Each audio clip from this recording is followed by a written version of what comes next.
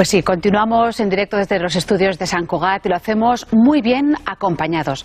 Como ya sabrán nuestros telespectadores más fieles, en Para Todos Lados los lunes son los días de la salud y de la medicina. Por eso, durante los próximos minutos del programa, queremos hablar de un síndrome que viene precedido de una enfermedad que quizá les suene, la polio. La mayoría de ustedes quizá ya saben qué es la poliomielitis, conocido popularmente como parálisis infantil, una enfermedad que dispone de una vacuna efectiva y que está erradicada en el mundo occidental y en vías de erradicación en el tercer mundo. Bien, en cambio les sonará menos el término postpolio, un síndrome que puede afectar a personas que en su niñez contrajeron la polio y que se manifiesta cuando estas personas tienen alrededor de unos 50 años. Vamos a hablar de ello y para eso hemos invitado, nos acompañan, les presento en principio a Juli Sellés, que es presidente de Asociados de Postpolio y Postpolio de Cataluña y también vicepresidente de la Federación Española de Asociaciones de Polio y sus efectos tardío. ¿Qué tal? Buenas tardes, bienvenido. Buenas tardes. Para Todos Lados. Y después saludamos también a Enric Portell, que es médico rehabilitador especialista en postpolio del Instituto Guttmann de Badalona, uno de los centros de referencia de España en este síndrome. Bueno, empecemos con el señor Sellés. Primero de todo, cuéntenos su experiencia personal, porque usted fue uno de esos niños que contrajo la polio en España alrededor de los años 50, ¿no? Cuando la vacuna tenemos entendido que estaba operativa ya en otros lugares del mundo en el 55, pero en España no llegó hasta 1963. Cuéntenos. En mi caso, afortunadamente, yo creo que todavía he sido una de las personas privilegiadas porque mi polio tuvo unas secuelas motoras, podríamos decir, bastante leves, ¿no? Pero ahora, en la realidad, en este momento, yo creo que las personas que en su día fueron infectadas por el poliovirus tienen más que suficientes motivos para sentirse algo indignados o muy indignados. Debido a que en el año 1955 ya estaba operativa la vacuna de Jonas Salk y aquí en España, como bien ha dicho, no se empezó a plantear el primer programa vacunal hasta 1963, en noviembre concretamente. Durante este periodo de 8 años, creo que se cometió una de las peores negligencias que jamás se ha cometido. La vacuna por aquel entonces valía 27 pesetas, pero durante este periodo se produjeron más del 60% de los contagios. Fue el índice mayor que España vivió. Esto causó más de 15.000 personas infectadas por la polio paralítica y cerca de 2.000 muertes.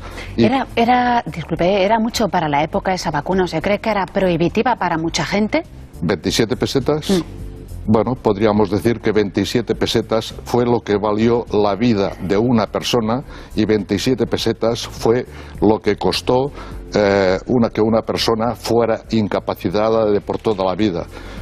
Considerar si era mucho o si era poco, creo que valía más dinero la construcción del Valle de los Caídos que se estaba ejecutando en aquel momento.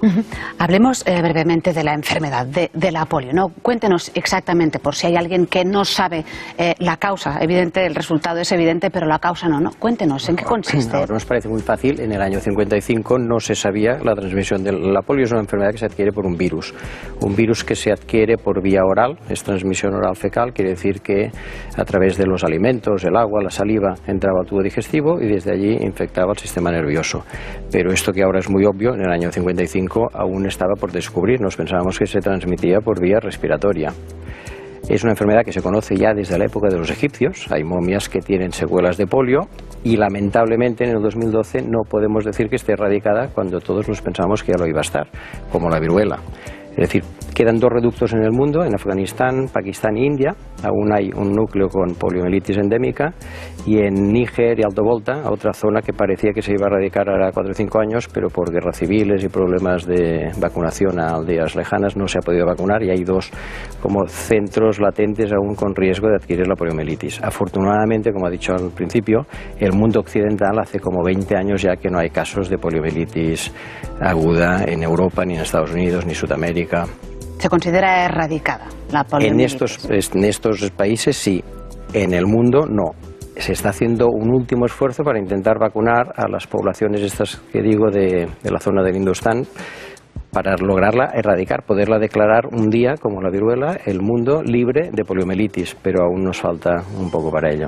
Y entonces, la pospolio, ¿exactamente qué es? Porque decir que es una nueva enfermedad quizás es un error, o a efectos de lo que es el público en general, sí que valdría la pena decir, es que esto es un nuevo concepto. Es un nuevo concepto, es el síndrome pospolio, no se le llama ni enfermedad, es un conjunto de síntomas que se manifiestan en personas que han padecido una poliomielitis en la infancia. Esta es la condición sine qua non.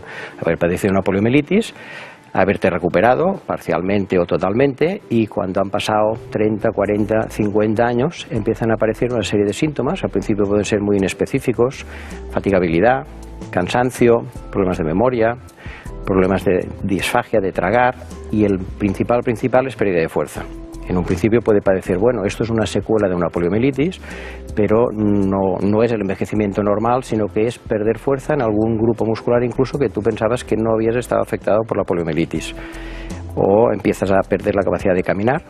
Una persona que había luchado toda la vida por andar pues sin bitutores o sin ortesis, no ir en silla de ruedas, a los 40 o 50 años empieza a perder funcionalidad, empieza a caer, empieza a usar aparatos ortopédicos, empieza a pensarse que el futuro lo tiene una silla de ruedas. Esto es el concepto del síndrome pospolio. ¿Y cómo se puede tratar o hasta qué punto se puede aliviar, si esa es la palabra? Bueno, tratar siempre decimos un abordaje multidisciplinar. Como he dicho, hay síntomas que son neurológicos, la pérdida de fuerza. Para esto no tenemos ningún tratamiento, no hay ningún fármaco que haga recuperar la fuerza que has perdido después de haber padecido una poliomielitis o que hayas perdido al cabo de 50 años. Para ganar la fuerza no hay ningún tratamiento.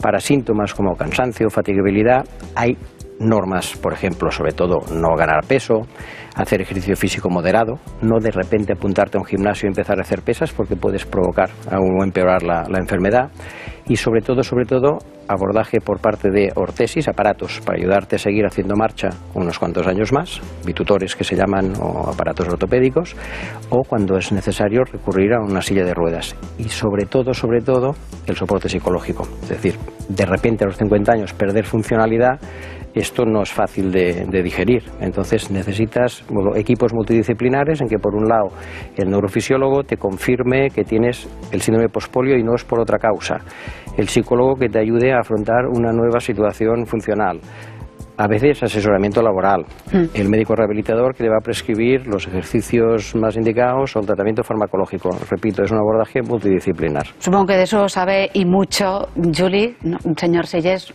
por su experiencia, hace falta más unión, ahí es donde entran en acción las asociaciones, ¿no? ¿Cómo están ahora, en este momento? Lo que hace falta es que por fin algún gobierno pase a ejecutar alguna acción positiva cuando realmente ejerce el gobierno. Los partidos políticos solamente se acuerdan de nosotros cuando están en la oposición. En el año 2001, cuando ya habían empezado a salir las primeras personas con el síndrome pospolio, se presentaron las dos primeras proposiciones no de ley en el Congreso de los Diputados. A raíz de estas, el gobierno, la entonces ministra de Sanidad, Ana Pastor, mandó confeccionar este informe, que es el estado y situación del síndrome pospolio en España. Este informe finalizaba con una serie de recomendaciones. Este informe, durante 10 años, hasta ahora, ha permanecido en los cajones y no se ha hecho nada. Han sido varios los partidos políticos que han demostrado conocer nuestra situación a través de presentar proposiciones no de ley. Esquerra Unida, Iniciativa per Catalunya, Convergència i Unió, el Partido Socialista, todos han presentado proposiciones durante estos años y buenas propuestas de buenas voluntades en el Congreso. ¿A dónde hemos llegado? A los 10 años... Lo único que se ha conseguido es que ahora se actualice o se revise el estudio que se hizo 10 años. Mire, nosotros lo que necesitamos son soluciones. Necesitamos de una vez que alguien nos escuche y que han demostrado ser conocedores de la problemática, que se nombren centros de referencia en todas las capitales, al menos de España, y que se dotadas de equipos multidisciplinares para dar atención. No pretendemos que a estas alturas todos los médicos sean conocedores de esta problemática. Porque claro, es difícil, ¿no?, encontrar un especialista, es decir, eso no se estudia en la universidad, uno se lo encuentra después. Esta es la sensación de impotencia que, aparte, esto es una de las peores partes que se va a encontrar la persona afectada, ¿no? Que descubre un buen día de que cuando ya no puede más, porque son personas astutas que toda la vida han sido conscientes de sus limitaciones y han adoptado todos los recursos que su estado físico les ha permitido, pues cuando se deciden a acudir al médico es cuando ya han agotado las posibilidades, pero descubren con sorpresa que al médico se los mira aséptico y no sabe de lo que está hablando, le dice que es la edad o cualquier... Por alusiones, iba a decir, quizá antes decíamos que se podían, pues bueno, confundir los síntomas, ¿no? Y Juli lo contaba, acudir a un médico y el médico le diga, perdón, es que lo que me está diciendo me parece que a mí no me consta. Bueno, es lo que decía, es una enfermedad que se estudiaba en la carrera, la poliomielitis aguda, el síndrome pospolio, de hecho no ha estado reconocido ni por los diagnósticos de la OMS hasta ahora 7 o 8 años, es decir, es la eterna desconocida. ¿Cómo es posible, siendo tan popular, ¿no? ¿Quién no conoce a una persona o algún niño que ha tenido polio? Parece que no tenga... Bueno, porque por probabilidad de que un médico de asistencia primaria tenga una persona con secuelas de poliomielitis, es solo de cada 3 médicos de cabecera le tocará a uno. Es decir, aunque parezca muy evidente la poliomielitis en la fase aguda, el síndrome pospolio lo conocemos o lo tratamos los especialistas en rehabilitación y los neurólogos. Y lo que ha ocurrido es que a veces han ido cambiando los criterios del diagnóstico, de cuando se empezó a hablar del tema en el año 85 hasta ahora, han cambiado los criterios diagnósticos. A veces sí que hay discrepancias entre un especialista y otro, que uno dice, a mí me falta una prueba, y el otro dice, sí, pero por la historia evolutiva que lleva el paciente seguro que tiene un pospolio. Estamos a punto de terminar, hay muchas cosas por comentar, pero me gustaría en este caso que el señor Sellés nos dijera exactamente cuánta gente puede padecer este síndrome pospolio y no saberlo. ¿Puede ser eso posible? Pues es una pregunta muy complicada. Sí, porque, mire, es que... Esto entraríamos en un debate muy poliagudo, ¿no? Vamos a lo práctico. Consejos. Vamos a lo práctico. Reconocido está por toda la mayoría de informes y estudios que se han efectuado que la polio en la modalidad de paralítica tan solo la padecieron un 2% de todas las personas que fueron infectadas por el poliovirus.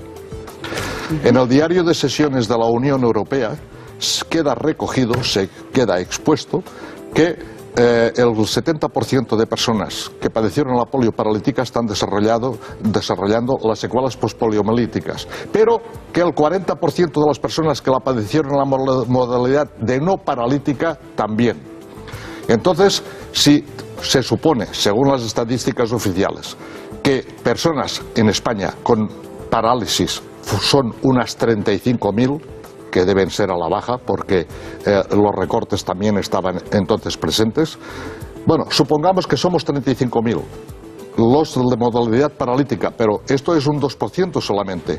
¿Cuánto representa un 40% del 98% restante? ¿De cuántos estamos hablando? Quizás tengamos más personas que padecen las secuelas postpoliomielíticas de lo que nos llegamos a imaginar. Tenemos que hacer una pausa, pero antes de la pausa les pediría una última reflexión tanto al señor Sellés como al señor Portell. Bueno, si usted está afectado de una poliomielitis y tiene la sensación de tener algún síntoma de estos, pregúnteselo a su médico de cabecera o al especialista en neurología o en rehabilitación. Si por la parte del profesional ve que no domina el tema, no se enfrente con él, porque es muy posible y se ha de respetar. Quiere decir que el otro se tome un tiempo para averiguar sobre el tema, y si hay dudas, pues remítelo a un centro con experiencia, y sin hacer propaganda, el Instituto Gurman, que llevamos 25 años tratando personas con secuelas de poliomielitis y desde hace 10 años con síndrome pospolio. Que busquen, que encontrarán. Señor Sellés, antes de la pausa. Si algún médico tiene dudas sobre la existencia o no del síndrome pospolio, hoy en día es fácil. Primero puede buscar en su vademecum, que es en este caso el Código Internacional de Enfermedades, que busque el código G14 y se dará cuenta que está perfectamente especificado como enfermedad. En segundo lugar, hoy en día adquirir conocimientos es muy fácil. Solamente tiene que escribir la palabra síndrome pospolio en cualquier página de internet y le saldrá tanta información que tendrá trabajo bastantes días para asimilarla.